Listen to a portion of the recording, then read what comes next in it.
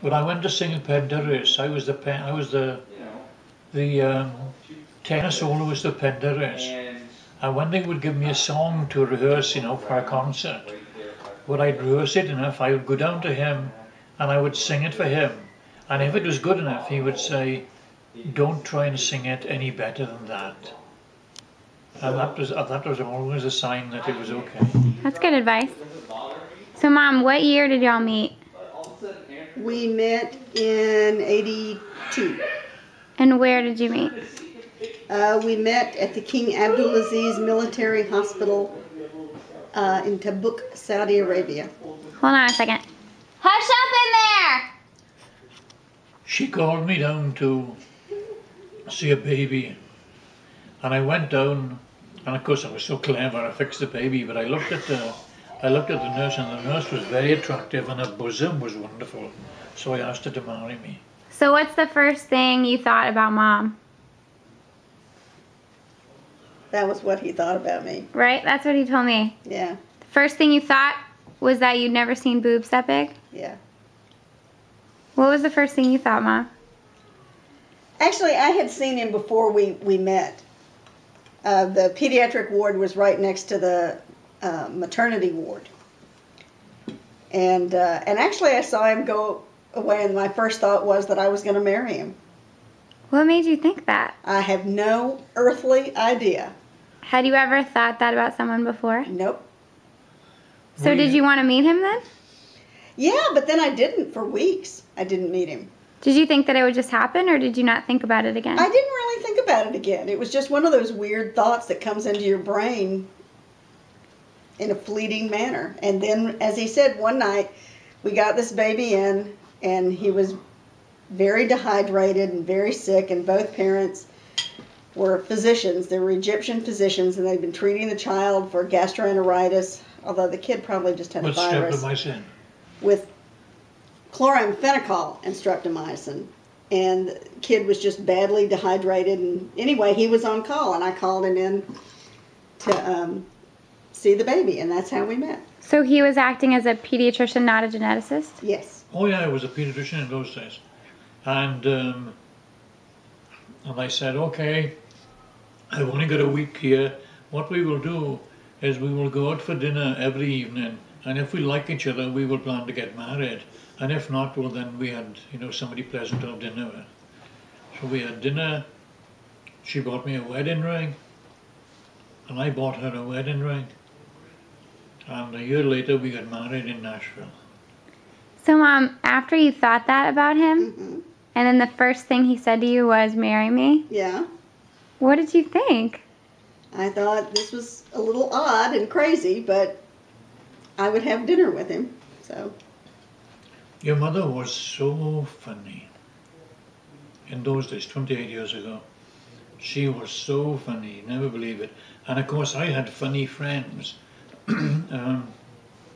John Campbell he was from the Highlands in Scotland, but he got to live in Macon in Georgia.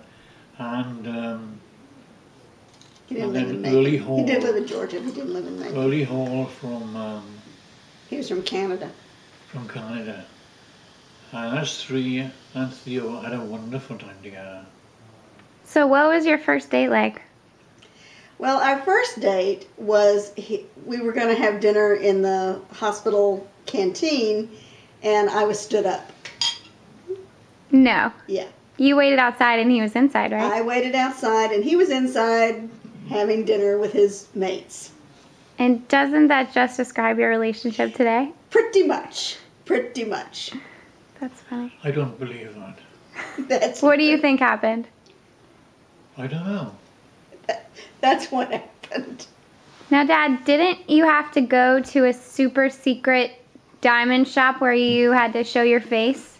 What? I can't hear you. What happened at the place where you bought her ring? Oh no, this was an engagement ring, right? It was really queer. I bought her a Longines watch for her birthday, and then I bought her an engagement ring then before Christmas, and she still got the Longines watch, and The engagement ring that we decided to buy was Well, I didn't. I had nothing to say about it. Oh, I bought it. Was an emerald, and I bought the emerald in the emerald store. It was all locked up, and you go to the door and knock the door and put your face on the glass in the window, and if he thought you were okay, he'd let you in. So he let me in, and he showed me that watch, and I bought that watch for our engagement. That's pretty good. Mm-hmm. Now, what's the story about John Campbell? Is that the guy who did the Peter Pan? Yes. What's that story? Well, the story was, or this is how he told the story. He was a young man, and he was in the British Navy during World War II. And he was what is the equivalent of a Navy SEAL here. I mean, he dived and he was dropped, behind enemy lines. And anyway, he was on leave around Christmas in London, but he didn't have much of a leave, so he couldn't go back to Scotland. But as they have every Christmas in London to benefit the Hospital for Sick Children at Great Ormond Street, they do what they call a pantomime, which is really the play, Peter Pan. And he went to see it, but when he went to see it, the man who was directing it had been called by the British Army to do some films for the British Army. And the great Charles Laughton was playing Captain Hook. So he turned the directorial duties over to Charles Laughton. And John said when he went to see the film, Laughton changed the play. Pan died, Tinkerbell died, Wendy died, Hook took over. He said children ran screaming from the theater.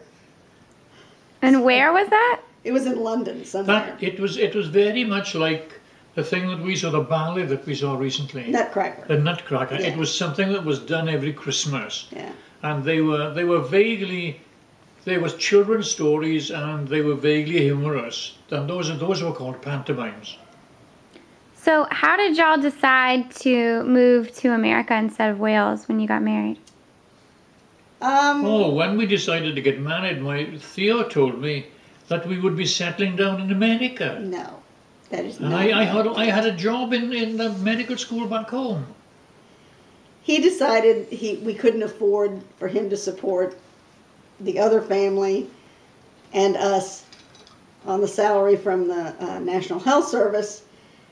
And then it would be a little odd living, going back to Merthyr where they were living, and we would have to live because that's where he worked.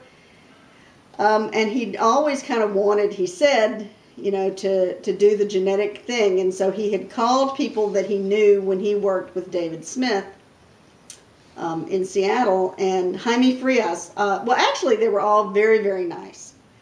The guy from Kentucky, Brian Hall, just said he didn't have any money. Ken recommended Jaime Frias. Yeah, because Ken said he didn't have any money, and Jaime told him he could start whenever. And so Jaime told me that I could start on Monday. Yeah. From Saudi Arabia.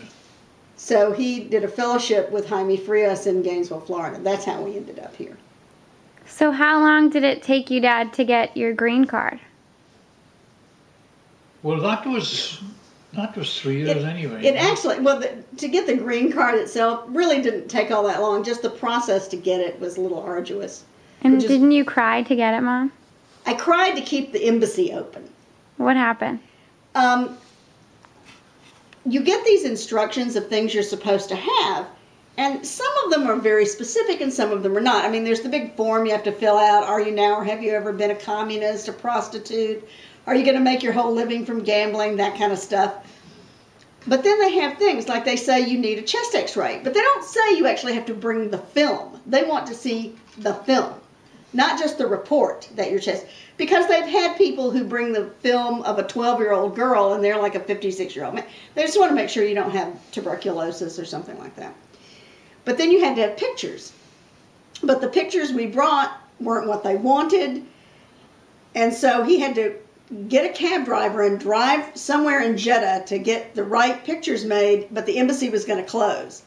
So where was this? In Jeddah, Saudi Arabia. Even though the capital is Riyadh, all the embassies are in Jeddah, or a lot of the embassies are in Jeddah. It's a more civilized place, I suppose.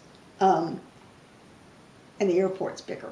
But anyway, I cried to keep the embassy open. So they kept it open for another half an hour Well, I got a picture. while he got pictures made and brought them back. That's pretty good.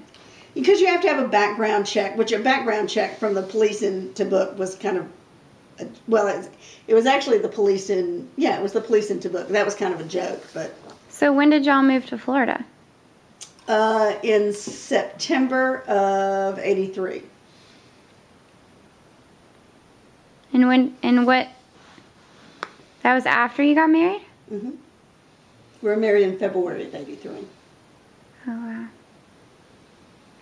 We bought a little house in In Gainesville. And I worked there for 3 years, right? Mm-hmm. Yeah. And how soon did you get pregnant with Annie? Pretty quickly. We were married in February of '83, and she was born in March of '84. I can't do that math. And then it was About 45, 3 or 4 months. 84, 85, 86. So you were pregnant with Annie in Jeddah? In Riyadh, yeah. We were working in Riyadh at the time, yeah. So when you were crying at the embassy, were you pregnant? I was. Do you think that helped? I couldn't have hurt. Is that the first time you've cried to get your way? No. Was it the last? No. I didn't Well, and think then to so. get my license in Florida was taking Yeah, forever. I cried then too. And I'm so, a good crier. And so I got an interview with the lady who was doing the license. Yeah, but I cried because that woman was an idiot. I took Theo with me, and Theo cried. The woman thought he had this paper because when he was chief resident in Seattle, they thought it would be really cute to give him his certificate in Welsh. Which, as it turns out, while cute, was impractical. So it had to be translated, and the woman thought because in Latin, Wales is Cambriensis, she thought it was Cambridge, and she couldn't be dissuaded. And we had to find somebody who was a classics professor at one of the universities, and they had to say, no, that's Wales. So, yeah. That's so funny. All right, I'm out of video.